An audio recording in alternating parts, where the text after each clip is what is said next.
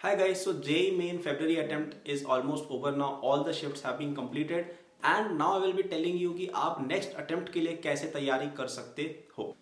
Video शुरू करने से पहले यार ये बताओ कि आपके February attempt में कितने expected marks हैं और हम next attempt में कितने लेके आएंगे। ठीक है, भले ही अपनी expectation कम हो तो भी यार बोल दो 99 परसेंटाइल लाएंगे, 99.9 लाएंगे, बोलने का कुछ थोड़ी जा रहा है। और अगर हम मान लेते हैं, अगर हम ठान लेते हैं यार कि हमें ये चीज़ करनी है तो कहीं ना कहीं हम सबकॉन्शियसली और गोल की तरफ भी प्रोसीड होते हैं। So do let me know in the comment. Okay, तो सबसे पहले यार आपको अपने दिमाग से सारा बैगेज निकालना पड़ेगा जो पिछले अटेम्प्ट का आपके दिमाग में रह गया है। व्हाट इट मीन्स इज कि अगर आपके मार्क्स अच्छे आए हो या नहीं भी आए हो फेब्रुअरी अटेम्प्ट के अंदर, आपको उसे भूलना रहेगा। अगर आप अपने पुराने मार्क्स को याद कर करके दुखी हो रहे हो कि भाई मेरे तो इतने कम नंबर आए, या मैं ये चैप्टर पढ़ के नहीं गया था, या मेरे को ये वाली रिएक्शन याद नहीं रही, या मेरे को ये वाला फॉर्मूला याद नहीं रहा इसलिए मेरा नंबर कम है, ये आप अगर बहुत ज़्यादा दिन तक अपने दिमाग में रखोगे तो आपके आगे के अटेम्प्ट भी बेकार जाएंगे। ये आपको एक ट्रायल वर्जन की तरह देखना था जो भी फेब्रुअरी अटेम्प्ट हुआ, और अब आपके मेन अटेम्प्ट्स आ रहे हैं मार्च, अप्रैल एंड मई। उनके लिए मेन तरीके से आप पढ़ेंगे, है ना। तो भूल जाइए, आपकी परफॉर्मेंस अगर अच्छी नहीं थी कोई बात नहीं यार, हम आगे कॉन्फिडेंस के साथ पढ़ेंगे। आप सभी बहुत इंटेलिजेंट बच्चे हैं, आप काफ़ी स्मार्ट हैं और आप काफ़ी अपनी पढ़ाई को लेकर कॉन्शियस हैं।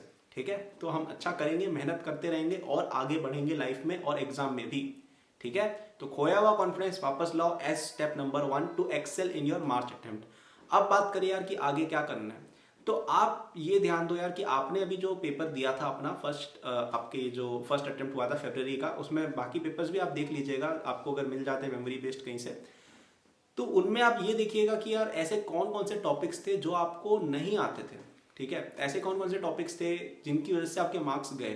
क्या आपको कैलकुलस के वो ट्रिक्स याद नहीं रहते, इंटीग्रेशन में क्या क्या मेथड्स होते हैं, फॉर्मूले होते हैं। क्या आपको इलेक्ट्रोस्टैटिक्स के कॉन्सेप्ट्स याद नहीं रहे थे। क्या ऑर्गेनिक की रिएक्शंस भूल गए थे। क्या इनऑर्गेनिक के लिए तुमने पढ़ाई नहीं की थी या फिर चीज़ें याद ही नहीं रही थी, है ना। ये चीज़ें आपको पता चल जाएंगी अगर आप पेपर्स देखोगे और खुद के पेपर को याद करोगे। ठीक है, ये एक रियलिटी चेक था आपके लिए, है ना। तो इसको एक पॉजिटिव वे में देखिए, अगर आपका पेपर अच्छा नहीं हुआ यार कि हमारे नंबर हमें बढ़ाने हैं। ठीक है, अगर हम अभी अच्छे नंबर ले आते तो हमें पता कैसे चलता हम कहाँ पे लैकिंग है, राइट। तो ये आपने पता कर लिया कि ये एरियाज मेरे कमजोर थे। अब आता है नेक्स्ट स्टेप, इन एरियाज को स्ट्रेंथन करना। तो आपके पास लगभग 20 दिन है, इनके अंदर आपको ट्राई करना है यार कि अपन मैक्स टू मैक्स अपने स्कोर के स्ट्रेंथन कर पाए, मतलब जो अभी तक कमियां रही थी उनको हम फिक्स कर पाए, है ना। तो आपने नोट कर लिया कि यार ये चैप्टर्स मैं एग्जामिनेशन में नहीं कर पाया था। ठीक है, सबसे इंपॉर्टेंट, क्योंकि अगर बाकी चैप्टर्स आपने कर लिए तो I think they are okay. ठीक है, जो नहीं कर पाए थे उनकी लिस्ट बनाओ, उनमें जिनसे ज़्यादा क्वेश्चन आए थे उनसे अपन चालू करेंगे। जो ज़्यादा इंपॉर्टेंट चैप्टर्स हैं, आप सभी को पता है कौन से चैप्टर्स इंपॉर्टेंट हैं। ठीक है, उसमें अब फॉर एग्जांपल इलेक्ट्रोमैग्नेटिज्म है या मैकेनिक्स है, इंपॉर्टेंट चैप्टर्स में आते हैं। ऑर्गेनिक के अंदर जो रिएक्शन वाला पार्ट इंपॉर्टेंट में आता है, राइट। तो वो आप कर लीजिए, लिस्ट बना लीजिए कि यार ये चैप्टर्स हमें पढ़ने हैं। अब आती है यार आपको इनको अच्छे से, इनकी जो भी आपकी बैकलॉग है, जो भी आपको कॉन्सेप्ट नहीं आता था ना, वो आपको क्लियर करना है अब। ठीक है, ये तो करना ही करना है, आपको अपनी स्पीड भी बढ़ानी है, क्योंकि कई सारे बच्चे क्या करते हैं, स्पीड की वजह से मात खा जाते हैं, है ना। तो ये दो आपके सामने बहुत बड़े लक्ष्य हैं जो आपको ट्रैक करना है कि नेक्स्ट 10 to 15 डेज में, या फिर आप कह सकते हो 10th मार्च से पहले पहले हम कर डालें। ओके, उसके बाद जो टाइम अपने पास बचा हुआ है अपने नेक्स्ट मार्च अटेम्प्ट तक, उसको अपन यूज करेंगे प्योरली एग्जामिनेशन मोड में आने में।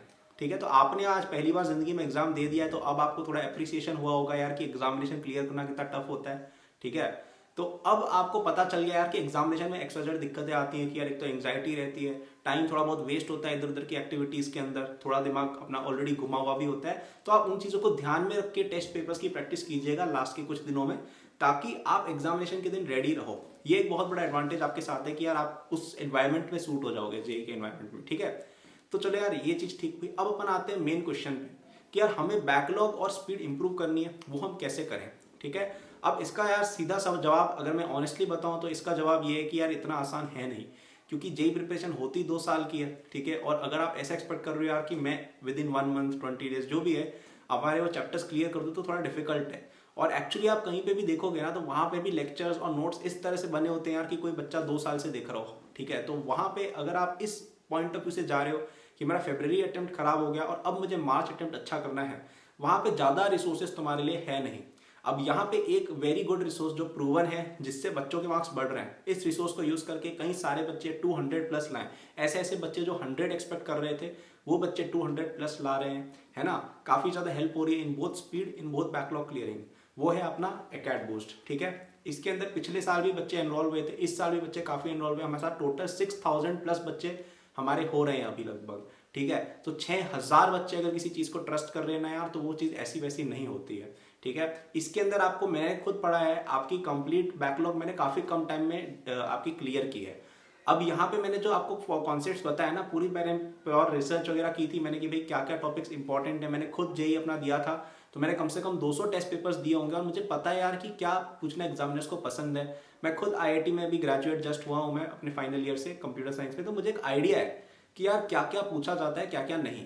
तो उसके बेसिस पे जो इंपॉर्टेंट चीज़ें हैं ना, जो तुम्हें जानने की ज़रूरत है, जिनसे क्वेश्चन बनेंगे, वो मैंने इस कोर्स में डाल दिए हैं। तो इसमें जो फालतू के प्रूफ्स होते हैं, डेरिवेशन होते हैं, बिन मतलब की आउट ऑफ द सिलेबस चीज़ें सारी हटा दी है, जो बाकी सब जगह भर भर के होती है।